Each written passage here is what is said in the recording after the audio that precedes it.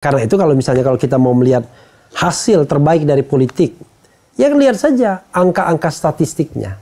Menurut Freedom House nggak bebas, kita cuma separuh bebas. Bagaimana dengan indeks demokrasi kita? Ternyata menurun. Kita tidak lagi demokrasi yang genuine demokrasi. Istilahnya apa lupa saya. Tetapi kita demokrasi cacat dibilangnya. Itu jadi makanya pertanyaannya adalah sehebat apapun calon dalam demokrasi yang mahal seperti Indonesia nggak mungkin menang.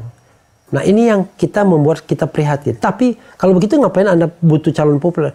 Karena kalau calonnya makin tidak populer, makin besar duit yang harus dikeluarkan.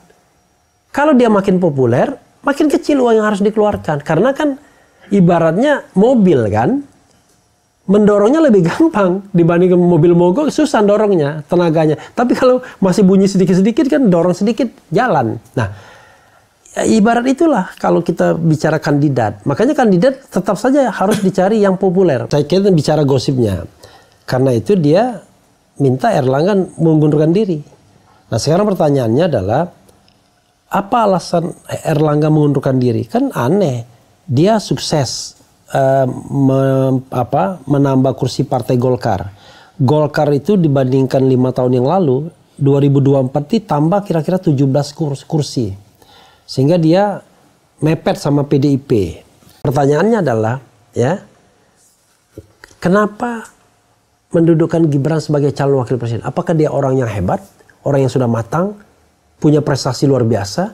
Apakah dia lebih hebat daripada Zulkifli Hasan, Menteri Perdagangan? Lebih hebat dari Yusril Iza Mahendra? Lebih hebat dari Erlangga Hartarto?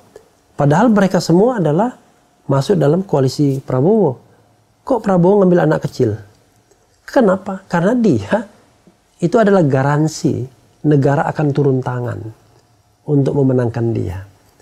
Karena saya ngomong pernah dengar langsung dari Prabowo. Jawabannya sederhana. MK itu bukan benda mati. Itu aja kan. Kan dia terdiri dari 9 orang. Dan 9 orang itu bisa berubah pikirannya. Baik karena diintervensi maupun karena kesadaran sendiri. Oke. Dalam kasus Gibran beberapa bulan yang lalu, kunci permainan ada di Anwar Usman. Anwar Usman ini tahu kan? Oke, paman. Paman, iparnya Jokowi kan? Iya. Nah, sebenarnya permohonan itu sudah ditolak dalam konteks yang lain. Ini bukan permohonan Gibran sebenarnya.